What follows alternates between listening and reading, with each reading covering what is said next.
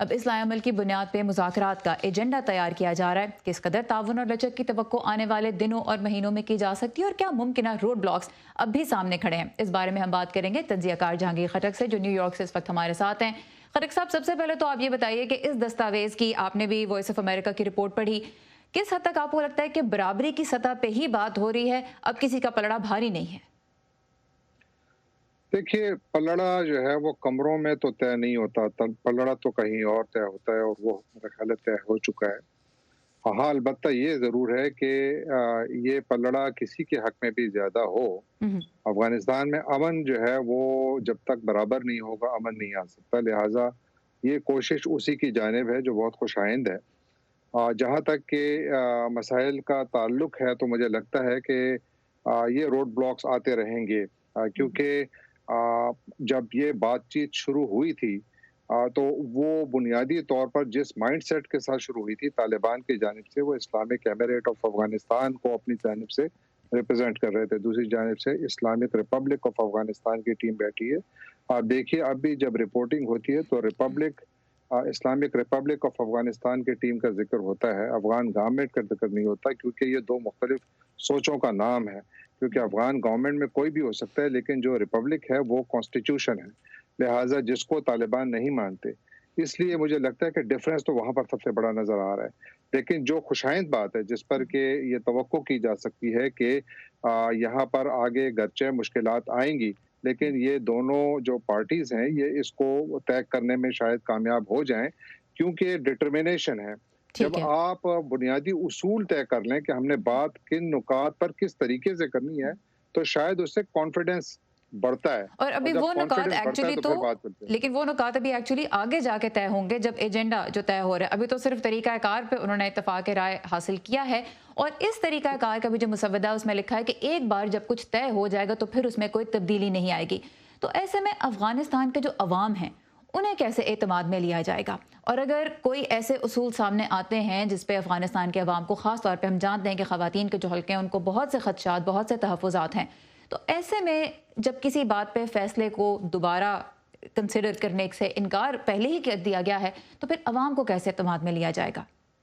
میرا خیال ہے دو تین چیزیں ہیں۔ ایک تو یہ ہے کہ ایک جو مجھے بات انہوں نے جو سامنے رکھی ہے وہ یہ ہے کہ جو نقطہ جس نقطے پر ایک دفعہ بحث ہو گئی اور وہ فائنل ہو گیا، اس پر دوبارہ بات نہیں ہوگی، بلکہ وہ ڈائریکٹ فائنل سیٹلمنٹ کا حصہ بن جائے گا، جس سے معلوم یہ ہوتا ہے کہ روڈ میپ تیار کرنے کے لیے ہر نقطے پر بات ہوگی، تفصیل سے ہوگی، وقت لگایا جائے گا اور وقت کی کوئی قید نہیں ہے، لیکن اس کے بعد جب ایک دفعہ وہ طے ہو جائے تو وہ فائنل سیٹلمنٹ کی طرف جائے گا۔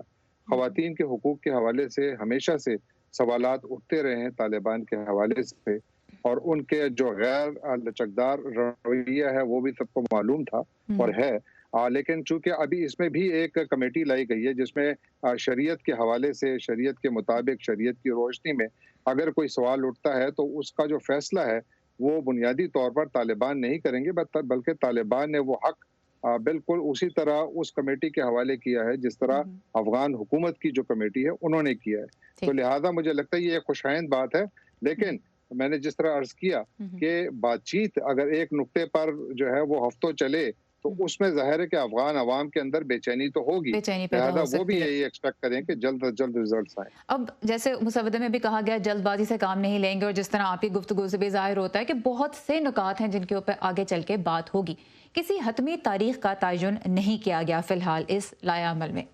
کتنا ضروری ہے کہ ایک ٹھوس ٹائم لائن ہو؟ کب تک انتظار لوگ کریں گے؟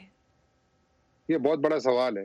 دیکھیے، اگر آپ افغانستان طالبان اور امریکہ کے درمیان ہونے والے جنوری میں جو معاہدہ ہوا تھا، اگر اس کو آپ دیکھیے تو وہ تو ڈیڈ لائن معلوم ہوتی ہے کہ مئی 2021 ہے، یعنی آئندہ سال کا مئی کا مہینہ جو ہے وہ ڈیڈ لائن ہے۔ وہاں اس وقت تک چاہیے کہ افغانستان میں جو بین الافغانی مذاکرات کے نتیجے میں کوئی ایک فیوچر پراپر روڈ میپ آنا چاہیے جس میں حکومتی اشتراک تھے، وہ آپس میں ایک نئی حکومت بنائیں اور افغانستان کو امن کی طرف لے جائیں۔ لیکن کیا ایسا ممکن ہے؟ کیونکہ ابھی تک تو وائلنس کا لیول ہی کم نہیں ہو پایا۔ آپ دیکھیں، نیٹو کی جانب سے بھی طالبان پر سخت تنقید کی گئی ہے، وہ بھی یہی کہہ رہے ہیں کہ اگرچہ ہم ان مذاکرات کے حق میں ہیں، لیکن جب تک کہ وائلنس لیول اس ہائی اتنا زیادہ ٹھیک ہوگا ہے۔ تو اس میں आखिर अमन कहाँ से आएगा? तो बिल्कुल। मुझे और लगता ये है कि इसमें टाइम लगेगा और टाइमलाइन अगर हमने रखनी है तो मुझे लगता है कि वो हमें मई ही की रखनी चाहिए ठीक है। क्योंकि वो अमेरिका की डेडलाइन है ट्रुप्स विथड्रॉल के लिए। और बहुत ज़रूरी नुकता कि जो तशद्दुद है उसके लेवल में कमी लाने की कोई बात नहीं की जा रही और जंगबंदी जिसके लिए बार बार ज़ोर तो दिया जा रहा है, मुख्तलिफ जो ममालिक हैं जो इन मुज़ाकरात को मुमकिन बनाने की कोशिश कर रहे हैं उनकी तरफ से, ख़ासतौर पर अमरीका की जानिब से, लेकिन उस बारे में अब तक कोई पेशरफ नज़र नहीं आई। तज्ज़ियाकार जहांगीर खटक हमारे साथ थे न्यूयॉर्क से। Thank you so much for your time. Thank you.